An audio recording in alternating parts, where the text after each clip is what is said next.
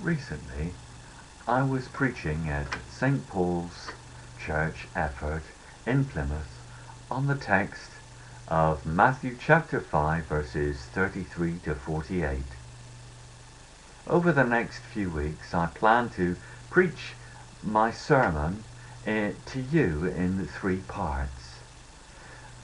I'm going to bring to you now the first part of that sermon, which was entitled Going the Extra Mile.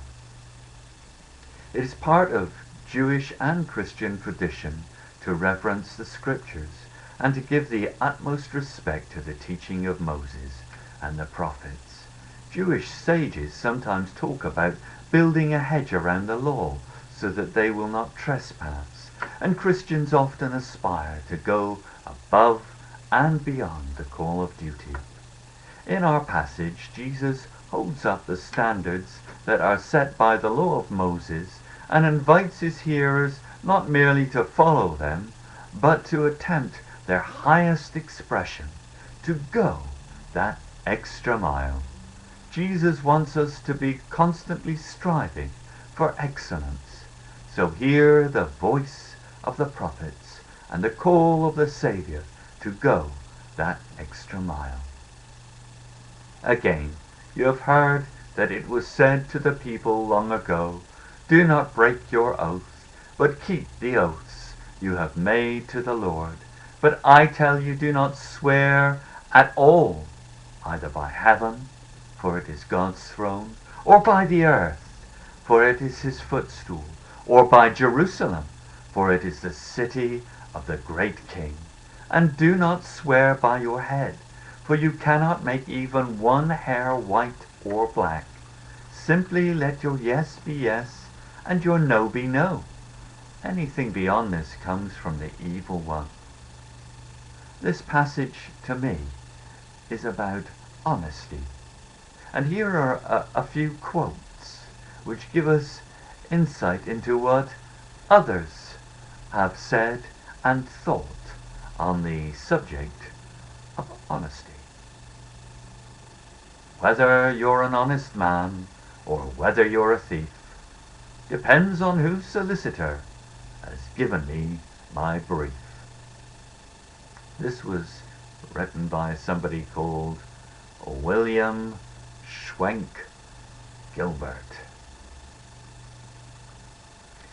The next quote is from somebody called William Ellery Channing the Younger.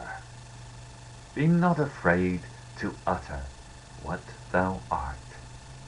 'Tis no disgrace to keep an open heart." And a quote from Billy Joel from one of his songs called Honesty. "Honesty is such a lonely word. Everyone is so untrue. Honesty is hardly ever heard, but mostly what I need from you."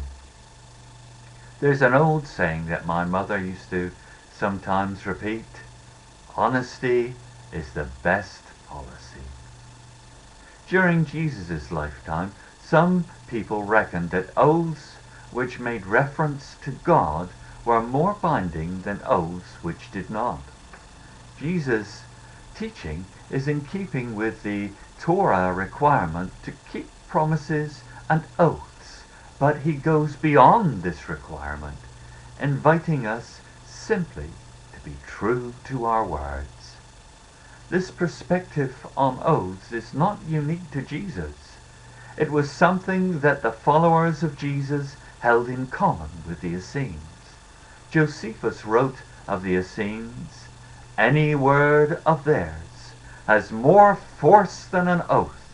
Swearing they avoid, regarding it as worse than perjury. For they say that one who is not believed without an appeal to God stands condemned already." The Jewish writer Philo is also known to have been critical of the practice of taking oaths to ensure honesty. Jesus invites us to uphold the highest standards of the law and the prophets in our everyday lives.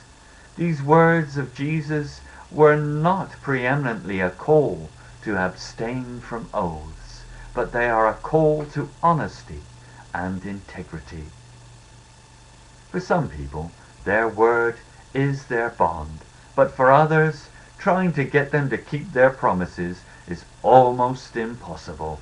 They're fine while they have an audience, but when it really matters, their actions fall painfully short of their promises.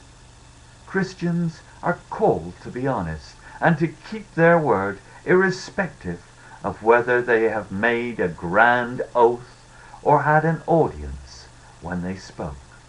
We are called to be men and women of honesty and integrity. Let us behave accordingly.